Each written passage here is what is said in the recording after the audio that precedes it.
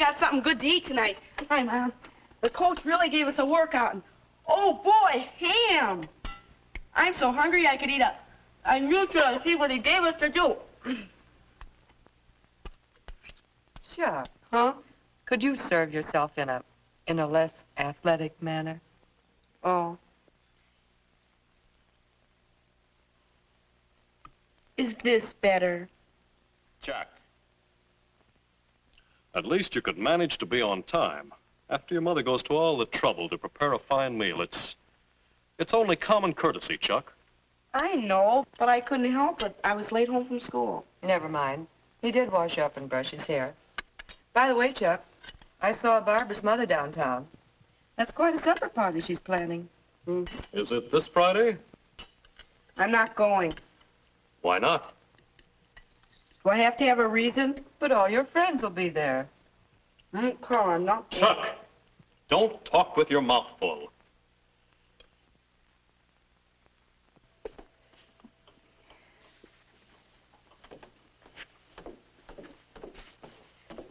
Good night, Chuck.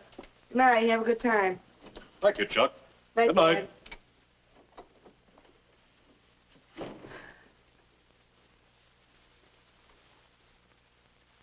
Oh, who wants to go to a supper? You do, Chuck. Huh? Who are you? We're looking into the future, Chuck. I am the young man you are going to be in a few short years. Well, if you say so. And take it from me, when we're my age, we won't be turning down invitations. Maybe not. Tell me, why aren't you going? I don't know. I do. You're worried about not doing the right thing. Your table manners. Now you're talking like Mom and Dad. Look, you may not care much about table manners now, but when you grow up to be me, then you'll care. But why? Why does it matter? For several reasons. Look, maybe I can show you. Let's imagine the family at dinner with nobody minding his manners. Not very pretty, is it? Each person busy feeding his face, showing no consideration for the others. People become irritated, angry. No one can enjoy a meal like this. No. Mealtime is a time for pleasure and relaxation. It's the best opportunity the family has to talk together, exchange bits of news, make plans. When everybody eats properly, the meal goes better, and everybody has more fun. What's more, when we relax and enjoy ourselves, we digest our food better. And ask your doctor if that isn't important to your health. But there's more. What's that? How long now before you'll be going out to make your own way in the world? Not very long, I guess. And whatever you do, wherever you go, you'll want to put your best foot forward. Here, let's try another trick. Let's change that to a table in a restaurant. You're taking a girl out to dinner. To make a good impression, you must know what to do. Who seats the girl? When you sit? How to order your meal? Of course, the girl wants to know these things, too, in order to show herself at her best. Then you must know how to eat your meal. And the only way to have good table manners when you want them is to practice them regularly at home. Get in the habit of eating properly, so it just comes naturally. Or take another case. Say you're having lunch with your boss. Say he's thinking about somebody to fill a good position that's opening up. Well, put yourself in the boss's place. Would you give the job to a fellow like this? Or to a fellow who thinks that table manners are silly?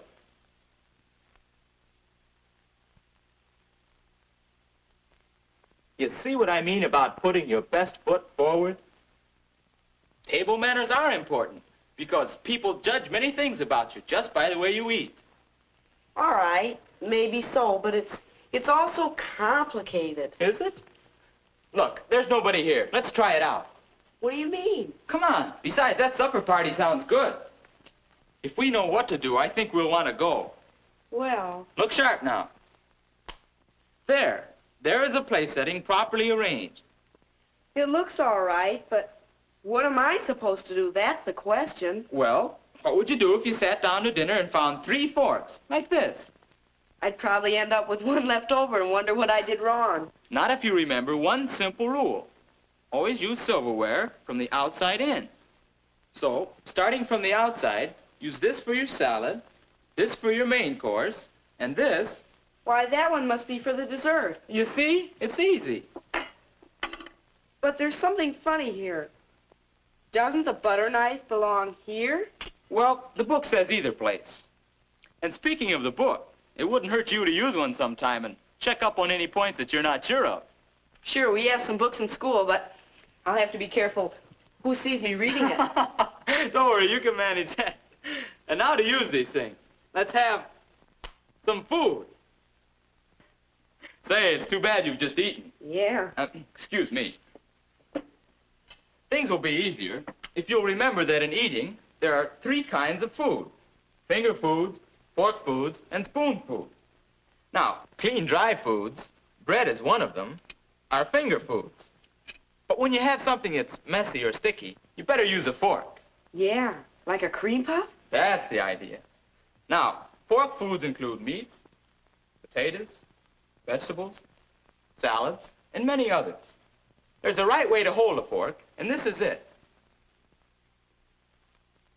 Don't put onto your fork any more than 1 mouthful of food. Oh, yes, after you've placed food on your fork, if you decide to talk, lay it down until you're ready to eat. It looks better. And this is the way to park a fork, after you've used it. Not propped up on the edge of the plate, huh? That's the idea. Here, now you try it. Okay. Now, with some fork foods, we need a knife. Let's see how you use it. The folks say I do it wrong. Hey, that's not only the wrong way, it's the hard way. Here, try this. Put the ends of both the handles in the palms of your hands, like that. Hold the meat with your fork and cut the meat. Don't tear it apart. Say, this is better. You see, good table manners are just common sense. Is that right? Yes, that's the way most people in America handle their knife and fork. We don't have to worry with the European method. But now, after you've finished eating, I have. you place your knife and fork this way to show that you have finished. But what about spoon foods? Oh, yes. All right. How do you manage soup? Hi, you don't fool me on this one. You never tip the bowl, and you dip the soup away from you. Not too much in the spoon, and you eat from the side of the spoon. Precisely. And now, would you care for some turnips?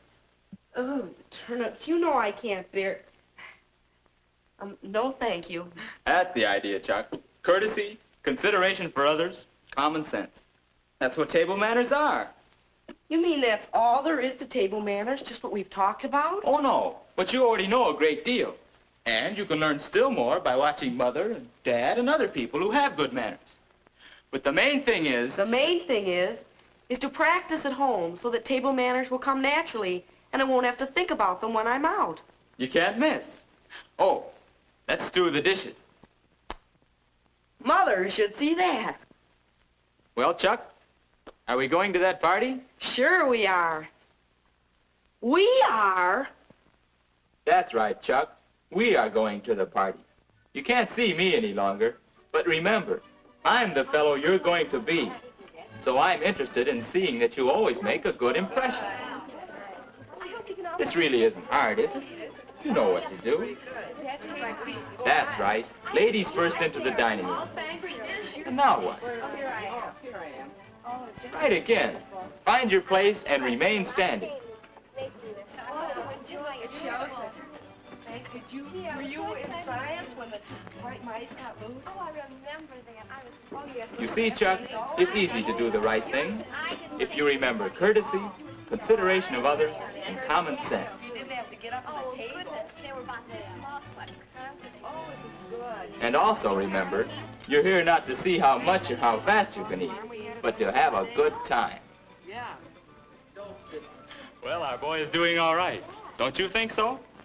Don't you think you can do the same?